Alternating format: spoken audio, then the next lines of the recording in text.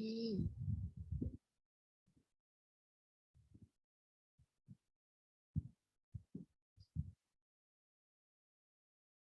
Semua nampak slide saya? Belum. lagi. Okay. Sekarang? Belum. Oh, Okey dah. Okay, Assalamualaikum dan selamat pagi semua. Apa khabar hari ni? Khabar baik. baik cikgu. Cikgu sihat. Alhamdulillah sihat. Okay, sekarang hari ni kita tahun baru, dunia baru, hari baru semua kan. Kita akan belajar topik baru iaitu bab 5 air dan larutan. Tapi hari ni kita akan memfokuskan kita punya topik iaitu 5.1 iaitu sifat fizik air. Boleh saya tahu apa itu air, jenis-jenis air? Boleh bagi tahu saya tak? Contoh-contoh sirap. air. Lagi? Milo. Air sungai. Air kowe. Air ambon. Air Air laut. laut. Sirap. Air perigi. Itu air mutlak kan, air ikut Islam. Okey. Alamak. Okey, hari ni sebelum tu saya akan ceritakan pasal objektif kita hari ni iaitu yang pertama mengetahui sifat air tulen, yang kedua memahami perubahan keadaan jirim, yang ketiga adalah memahami faktor yang mempengaruhi kadar penjejatan air dan yang keempat adalah mengetahui aplikasi penjejatan dalam kehidupan. Kita tengok kucing ni minum. Ini air tulen, nama dia air bersih. Dia ada, cuba teka apa air tulen. Tak ada warna. Lagi? Tak ada bahan lain. Bala maksudnya? Rasa. Rasa. Air Okey. kosong. Betul. Dia tidak berwarna, tidak berbau macam air sirap, air Milo tu bukan air tulen. Tu air dia dari larutan. Yang tu kita akan belajar topik seterusnya. Dia tiada rasa dan wujud sebagai cecair pada suhu bilik macam air kowe kita sekarang tu, tu air tulen. Okey, sifat air tulen dia adalah takat didih 100 degree Celsius. Macam kalau kita didihkan air dia, kita panaskan dia sampai 1 degree Celsius je. Tapi kalau kita campurkan larutan lain macam kita letak garam ke, kita letak gula ke, takat didih dia akan berubah. Jadi dia bukan air tulen dah. Yang kedua adalah takat beku iaitu 0 degree Celsius. Sebagai contoh macam kita ambil air, kita letak dalam peti ais. Lepas tu ais tu akan jadi bekuan tu adalah 0 degree Celsius. Dia tidak berwarna dan ketepatannya 1 gram per sentimeter. Air tulen juga dia mempunyai tegangan permukaan yang tinggi. Tegangan permukaan ialah daya lekitan antara molekul air di permukaan yang menyebabkan serangga seperti ayat-ayat di terapung. Siapa dah tengok nyamuk terapung atas air? Pernah. Pelik ke? Itu adalah daya lekitan. Itu dia bergerak-gerak atas apa nama air. Tapi air juga adalah daya lekatan di mana molekul air di xylem membawa air dari akar ke daun. Maksudnya daripada bawah ni dia menaik ke atas, ialah daya lekatan. Dia akan jenis xylem tu maksudnya di tepi-tepi batang kita tu. Nanti kita akan belajar struktur daun.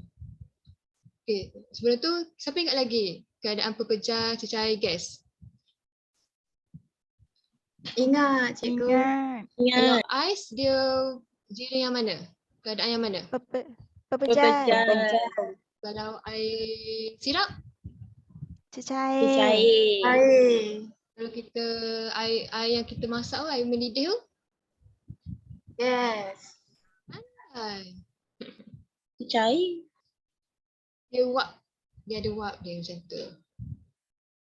Okey, ini adalah perubahan keadaan jirim.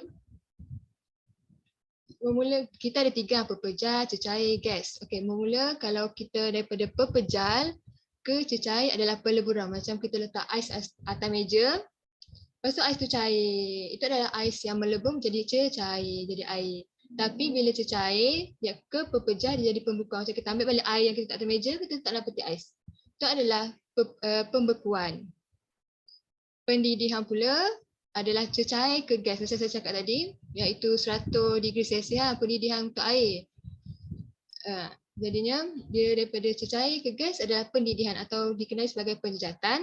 Kalau gas kepada cecair adalah kondensasi di mana pendidihan dia menyerap haba, Kondensasi adalah membebaskan haba, endotermik dan exotermik. Okey, kalau untuk pepejal dengan gas, dia ada pemejawapan. Ini adalah struktur zarah. Kalau siapa-siapa ingat ni pepejal kan, sebab dia berapat. Ni cecair, ni cecair dan ni gas. Ni struktur zarah dia. Apabila dia pepejal, dia rapat. Apabila dia cecair, dia renggang sikit tapi dia rapat juga. Kalau cecair, kalau dia gas, dia bergerak bebas. Faham? Ke cikgu laju sangat? Faham cikgu. Faham. Faham cikgu. Ini adalah, hari ini kita fokuskan penjejatan air, iaitu proses di mana berlaku permukaan air menukarkan air menjadi wap air, iaitu berlaku pada suhu yang sebarang suhu. Ini adalah contoh proses penjejatan air di mana wap air, molekul air di permukaan mempunyai tenaga kinetik yang lebih tinggi, bergerak dengan lebih pantas dan dapat terlepas ke udara. Ini macam contoh kan, kalau kita letak tuala basah atas meja, nak cepat atau lambat kain itu akan kering. Itu ada masuk penjejatan pada suhu sebarang suhu. Ini adalah macam molekul-molekul dia bergerak ke atas untuk air disejat. Okey, itu adalah faktor yang mempengaruhi penjejatan air.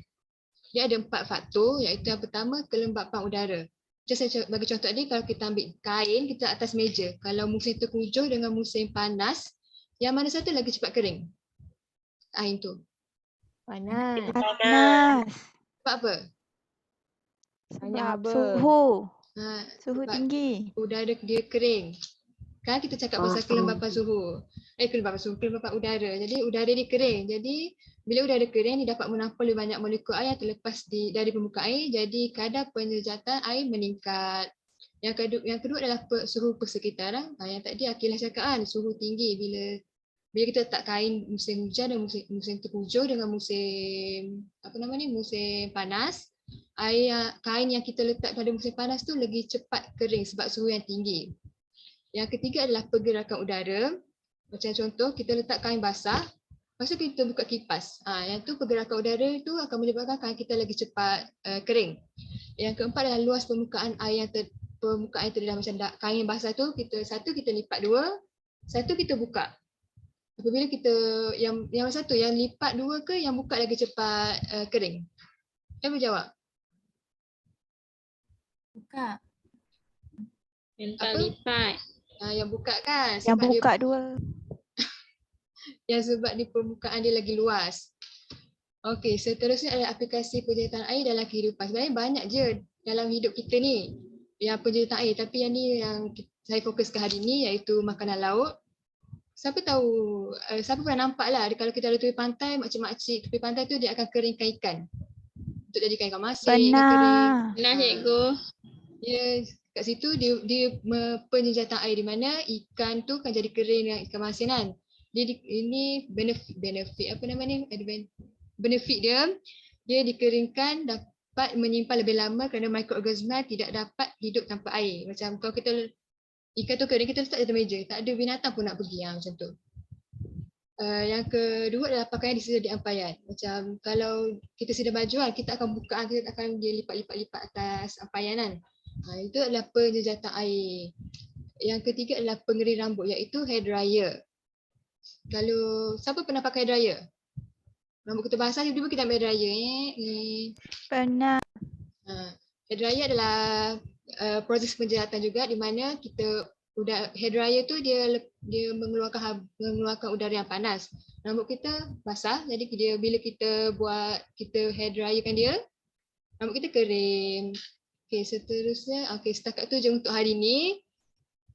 Saya ada latihan untuk awak semua. Pandai tak guna annotate dekat Zoom semua? Boleh tulis tu. Cuba tulis jawapan kat sini. Saya bagi masa seminit.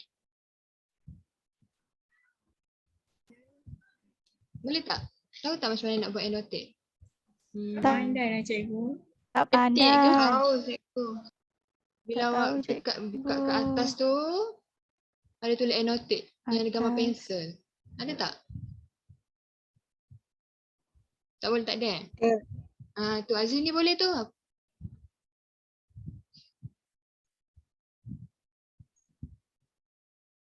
Saya try je cikgu. Terima kasih. Siapa-siapa nak try tak? Jawapan hari ni? Yang ni cecair ke pepejal, yang ni gas ke pepejal.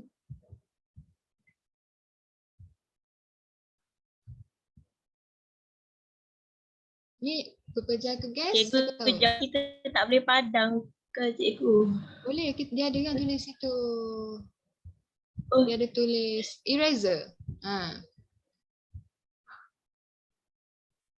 Okey, jadi dah.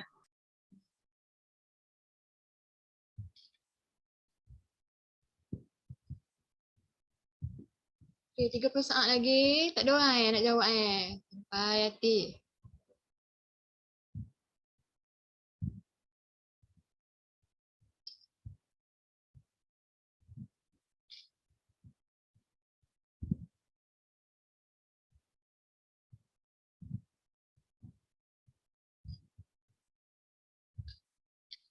Okey dah. Okey, untuk yang pertama, cecair ke pepejal. Cuba teka apa? Lakukan. Cecair pembekuan. Pembekuan. Betul. Pembekuan. Kalau pepejal ke cecair? Peleburan. Betul, peleburan. Kalau cecair ke gas? Pemejal. Penyejatan. Ni penjejatan. Ni mesti Azli ni tadi ni kan? Kalau bukan? Saya cikgu. Padam jawapan saya. Maafkan saya. Kalau gas ke pepejal? Pemejawapan. Ni betul. Dan ni penjejatan. Kalau yang gas ke cecair? Kondensasi. Ni tertukar ni. Syamira. Okey, soalan seterusnya ni, soalan terakhir untuk hari ni. Terdapat 3 jenis sapu tangan iaitu P, Q, R, S. Antara berikut mana paling cepat kering dan berikan alasan. Cuba jawab, mana satu? P ke, Q ke, R? R. Sebab? Pandai Azli ni Luas sekarang. permukaan. Betul. R. Luas permukaan yang besar. Permukaan sapu tangan terdedah yang lebih luas membolehkan lebih banyak molekul air terlepas ke udara dan meningkatkan kadar penyejatan air. Okay, semua faham setakat ni? Faham. Okay, hari ni Faham cikgu. cuba cakap apa yang kita belajar hari ni. Bermula, air tulen. Yang kedua, sifat air. Lagi yang ketiga, Penyejatan. sebelum tu, keadaan jirim. Ada yang jiri. Yang segitiga tu, yang keempat, penyejatan. Yang kelima, faktor penyejatan. Yang keenam adalah aplikasi penyejatan. Okay, hari ni saya tak nak bagi kerja rumah, jadi awak boleh balik dengan sukaria sebab saya dah bagi soalan tadi kan. Okay, untuk hari ni itu je. Terima kasih semua. Bye. Terima kasih cikgu. Terima kasih cikgu.